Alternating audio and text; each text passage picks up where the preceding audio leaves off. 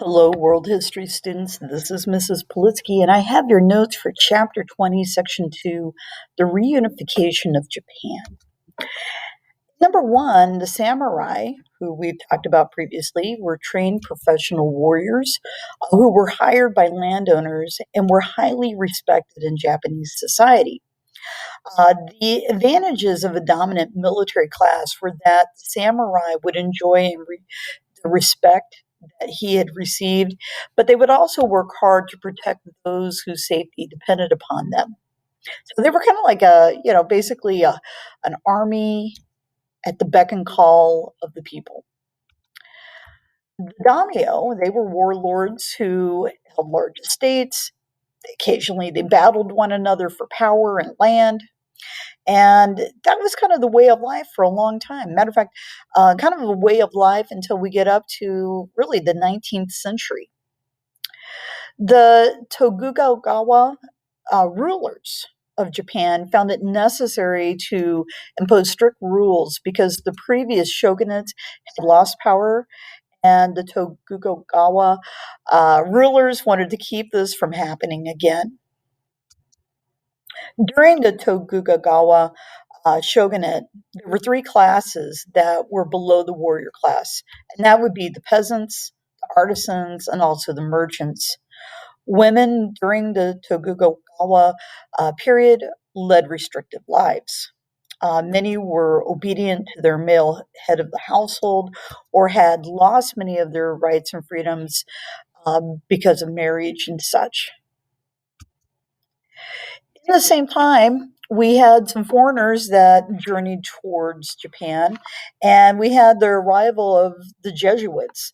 If you remember back to when we talked about the Renaissance, the Jesuits were a Catholic religious order with really the goal to convert others to Catholicism or Christianity, not necessarily by force, but basically through education and for the most part, to kind of learn to adapt to their host society. So when the Jesuits came to Japan, uh, the goal was that they were going to better serve the Japanese people by adopting the Japanese language and customs, such as one that is kind of a huge custom for the Japanese people of receiving guests in what is known as a tea room. If you look below, there is a photograph there of a tea room. This is a room where individuals to enter, they would take their shoes off. They would primarily sit on the floor. There's a certain ritual that goes along with drinking the tea and so forth. And the goal was by kind of living like the Japanese people would be maybe a little bit more open to receiving the word of Christ. And number eight, during the Tokugawa shogunate, Japan changed its relations with the West. Initially, European travelers were welcome, such as our Jesuits, but the shoguns grew very concerned about the spread of Christianity in Japan, and they restricted trade and travel. Matter of fact, many of our Christian missionaries who had traveled to Japan during this era to convert to Japanese were eventually martyred. By 1650, Japan again was mostly a closed nation to European trade, with one exception, and that were the Dutch. The Dutch were allowed to trade with Japan. So there were three decrees that were written during this period of time to isolate Japan from the rest of the world, starting around the year 1636. And part of that was to allow only the Dutch to trade with the Japanese.